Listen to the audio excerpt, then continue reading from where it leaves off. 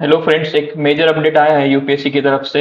UPSC ने पूजा Khedkar case में FIR file करने का डिसीजन लिया है। और ये लोग पूजा खेड़कर को शो कॉज नोटिस भी भेजा है for cancellation of her candidature.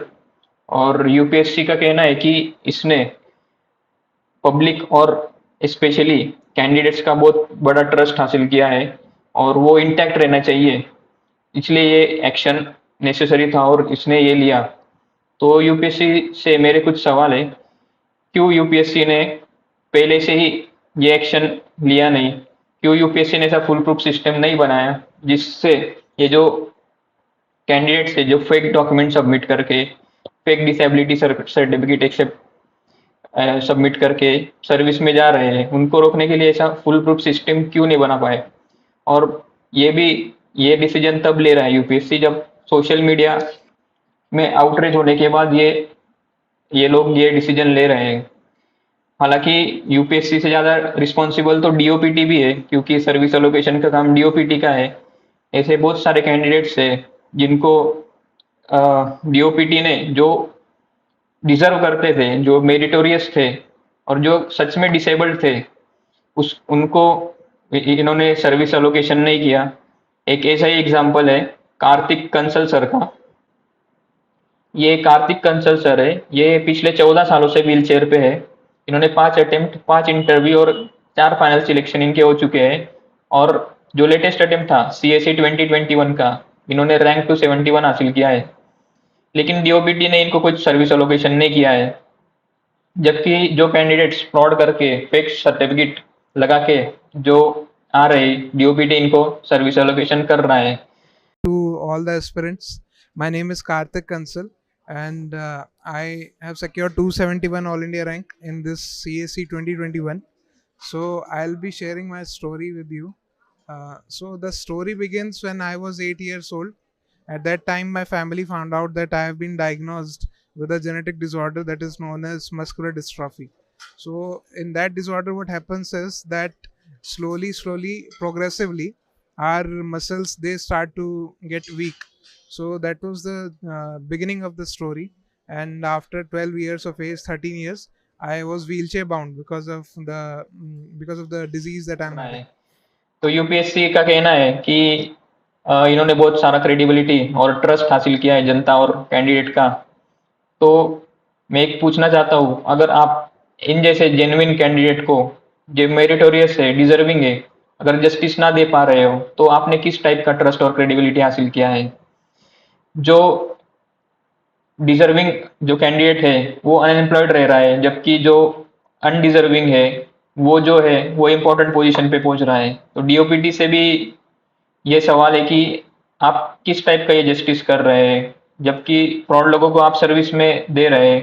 तो सबसे यूपीएससी से ज़्यादा रिस्पॉन्सिबल है डीओपीटी, क्योंकि ये लोग सर्विस एलोकेशन का काम इनका है। तो डीओपीटी ऐसे कैंडिडेट्स को क्यों रिजेक्ट कर रहा है, ऐसी सर्विसेज को? और जो फेक है उनके आप सर्टिफिकेट एक्सेप्ट कर रहे हो, उनको सर्विस, हाईएस्ट सर्विस को आप अपॉइंटमेंट दे रहे हो।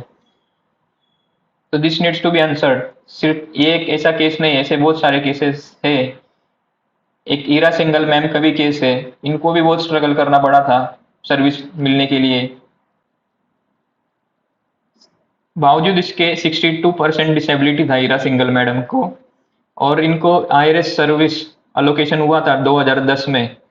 लेकिन she was stopped from joining because her inability to push pull and lift. तब उनको कैट में केस लड़ना पड़ा था। तो जो जेन्युइन कैंडिडेट है, इनको स्ट्रगल करना पड़ रहा है सर्विस मिलने के लिए, और जो फेक है उनको इजीली सर्विस मिल जा रहा है। सो और कुछ केसेस है ऐसे ही। ये है जितेंद्र पाटिल, इनका रैंक आया था रैंक 81 इन सीएससी 2019। और इनको अगर मिलता, और इनको आईएफएस के लिए रिकमेंडेशन दिया गया था, लेकिन इनको मेडिकल में निकाल दिया गया। ये एक आंख से पूरे ब्लाइंड है, लेकिन इनको सर्विस एलोकेशन नहीं किया डीओपीटी ने। सो ऐसे बहुत सारे केसेस है, जेन्युइन लोग हैं जिनको डीओपीटी अगर चाहता तो सर्विस दे सकता था। लेकिन इनके साथ जो इनजस्टिस हुआ है, जो डिजर्विंग कैंडिडेट्स थे जिनको सीट नहीं मिल पाई ड्यू टू इनका सीट जो है वो अनडिजर्विंग कैंडिडेट्स जो है वो खा गए, इसकी वजह से इनको सीट्स नहीं मिल पाए। तो अगर यूपीएससी को सच में क्रेडिबिलिटी हासिल करनी है जनता की और ट्रस्ट हासिल करना है कैंडिडेट्स का, तो यूपीएससी ये बड़े स्टेप्स लेके जो इन जेन्युइन कैंडिडेट है उनको जो तकलीफ हो रही है सीट्स मिलने के लिए, इनको एड्रेस किया जाए। और जो बहुत सारे ऐसे सोशल मीडिया में केसेस आ रहे हैं कि जिन्होंने फेक सर्टिफिकेट एक्सेप्ट कर सबमिट करके सर्विस हासिल कर ली है लेकिन उनको कोई ऐसी डिसेबिलिटी थी नहीं, तो इस केसेस में भी यूपीएससी इन्वेस्टिगेशन करके जिन्होंने फेक डॉक्यूमेंट सबमिट करके सर्विस हासिल की है उनका कैंडिडेचर रिजेक्ट करके जो जेन्युइन लोग हैं उनको यूपीएससी सर्विस एलोकेशन में डीओपीटी और यूपीएससी सर्विस एलोकेशन में प्रेफरेंस दे, तभी ये रियल सेंस में जस्टिस होगा। बहुत बहुत धन्यवाद। जय हिंद।